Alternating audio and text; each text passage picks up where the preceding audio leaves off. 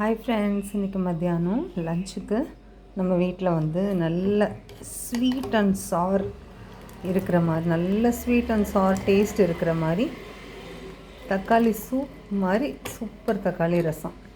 இதை வந்து என்ன பண்ணேன், முதலையே பொடியெலாம் அரைச்சி வச்சுக்காமல் இது அப்பப்போ ஜஸ்ட் மிக்சியில் வந்து ரசப்பொடிக்கு வந்து வறுக்க தேவையில்லை. தனியா, ஜீரகம், மிளகு, காஞ்ச மிளகா, பிடிக்கிறவங்க வந்து கொஞ்சம் துவரம்பருப்பு வறுத்து போட்டுக்கலாம். நான் இன்றைக்கி அது போடலை. இது இவ்வளோ தான் போட்டு அரைச்சிருக்கேன். இன்றைக்கி திடீர் ரசம், இன்ஸ்டன்ட் ரசத்துக்கு அப்படியே கரகரான்னு 1-2 அரைச்சி அந்த ரசப்பொடியை போட்டு தான் ரசம் வச்சுருக்கேன். ஆனால் டொமேட்டோவையும் சேர்த்து மிக்சியில் அடிச்சிட்டேன். இது கூட சேர்த்து ஒரு 3 டொமேட்டோ மிக்சியில் அடிச்சுட்டு ஒரு நெல்லிக்காய் சைஸ் புளி கொட்டை இல்லாததாக இருந்ததுனால அதையும் சேர்த்து அடிச்சிட்டேன். சூப்பராக வந்திருந்தது ரசம். ஃபஸ்ட் கிளாஸாக இருக்குது பாருங்கள், பார்க்குறதுக்கே சாப்பிட்ணும் போல் இருக்குது. இதுக்கு தொட்டுக்கிறதுக்கு நான் இன்றைக்கி வந்து சீனி அவரைக்காய் தெரியும் இல்லையா, கொத்தவரங்காய், அது வந்து பருப்பு போட்டு உசிலி பண்ணியிருந்தேன்.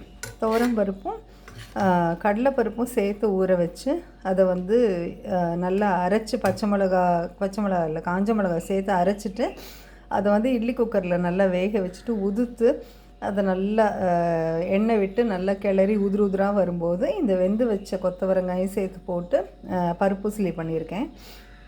அதுக்கப்புறமா சுட சுட சாதம் அஸ் யூஷுவல். அப்புறம் இப்போல்லாம் வந்து மோர் தான் பண்ணுறேன். ஏன்னா வெயில் காலத்துக்கு வந்து தயிரை விட மோர் தான் நல்லது. தயிர் வந்து சூடு, மோர் வந்து குளுமை. அதனால் கொஞ்சம் ஓரளவுக்கு திக்காக இருந்தால் கூட நான் மோர் தான் பண்ணுறேன்.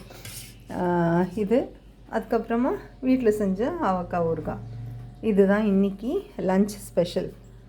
உங்களுக்கு பிடிச்சிருந்தா நீங்களும் லைக் பண்ணுங்கள், சப்போர்ட் பண்ணுங்கள், அண்ட் நீங்களும் ட்ரை பண்ணி பாருங்கள். இந்த மெனு சூப்பராக இருக்கும். ரசமும் கொத்தவரங்காய் சீனி அவரைக்காய் இல்லை கொத்தவரங்காய் எப்படி சொன்னாலும் சரி, ரசமும் கொத்தவரங்காய் பர்பஸ்லேயும் சூப்பர் காம்பினேஷனுங்க. ட்ரை பண்ணி பாருங்கள். தேங்க்யூ.